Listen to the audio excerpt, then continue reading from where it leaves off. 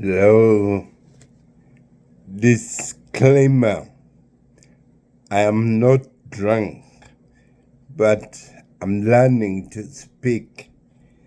In 2011, I was tortured and I developed a problem. I'm learning to speak and walk. Many people think I'm drunk. I'm not. Bear with me.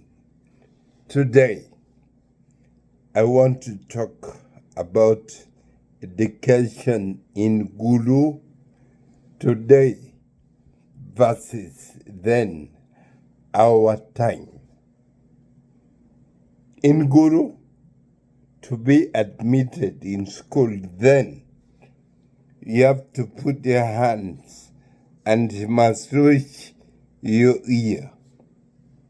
Then you're admitted in P1.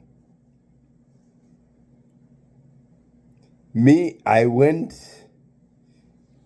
put my hand, it didn't reach the ear. They said I was young, but they questioned me. I recited A, B, C, D, up to Z. You know, I had an uncle at home. He taught us, and I was so good in reciting the same. Then, after that, you're admitted. When you go to school, two things happen. Reaching the school, you sweep the compound. Our compound was not cemented. There were trees and the leaves would fall, and we sweep it up to make the place clean. After that, we go to class. In class, the teachers swore A, B, C, D, Abachada, Abachada. And they would sing, nen,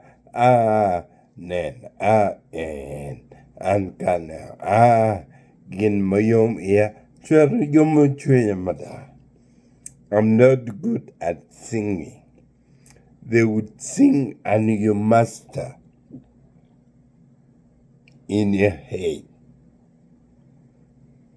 Then, after about 1 to 2 hours learning in class, the teacher takes all the pupils out. When you're taken out, you go for PE in a football pitch. Then each school had a big pitch where you go and you play football and do other things. You run. In PE, you don't play football, but there are games. Circle, you pull yourself. There are many games we do. And songs. I remember would sing. You go that metimongo, rengjang, boy bilara, a nice song. Makalaten wa miel bet, makalaten wa miel bet. We would dance, sing. It keeps you awake. And after an hour, you go back to class. You sing, you dance, they teach you. That is P1. The same with P2. But P2, they start teaching some English. Then there were no nursery schools, but P1. you go and start studies. Sometimes the government then would give books, pencil, pens, and so on. Not today. Not today. It was so interesting. There was a timekeeper. After every gives warning, every hour, hit the bell, warning. Then when it reaches 1, it hits bang, bang, bang, bang, bang. And then we start singing Dek Marakwang Udel Maan Furatiri Achiru Marachatam. That's a song about Malakwang. Malakwang is a nice greens. One day when I was going home, I met a dog. That dog would chase me so much. But I loved going to school. But I used to fear the dog. One day, I was eating a raw mango. And the dog came and started barking at me. I picked the mango and I hit the back of the dog. It ran so fast with the tail like this. The next day, that dog could not bark at me. Dogs know people.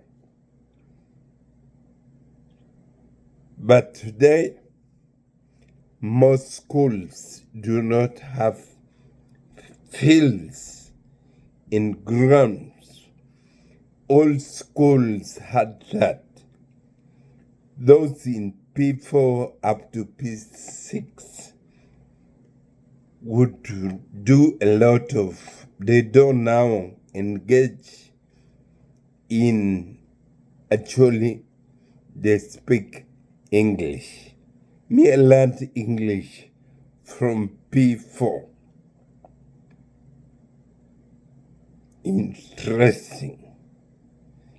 But for me, I studied P1 in Gulu. Thank God my mother came and picked me. There was war at that time in 1986. My mother picked me and took me to Kampala. That's when I joined East Kololo Primary School. First City Primary. Later I went to East Kololo because I had my aunt there. And I studied. I was always the best in class. Then honor English, and I was good in class because I knew the basics. And Uncle Amos taught us, but I was not so good. It was in P4 that I became very good in English. But I would pass English written, but speaking was a problem. But in P4 I was good. You know, the mother tongue gives you knowledge, because back home, in the afternoon, you must prepare a folklore, ododo, and you go and speak of the lion, others the lion, and the elephants, the rabbit, that's a foyer. Interesting. In P5, they used to do debates. Also in Kampala, there was debate. Interesting. Thank you. Later, I'll speak more on education at that time. Then I go to the wartime after finishing university. I went back and started supporting the needy. Thank you.